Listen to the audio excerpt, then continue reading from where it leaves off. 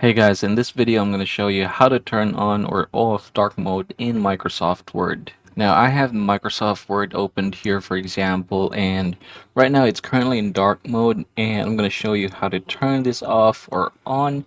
Now first things first, this is the dark mode that I'm talking about, and as you can see the canvas itself is also dark, but there's actually an option to switch this one into light mode. You can go ahead and click this one right here, and as you can see the pages have now turned into white.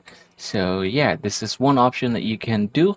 And if say for example that you want to turn completely everything into white, you can head over to file right here, and then we can go ahead and click account, and from here you have the office theme.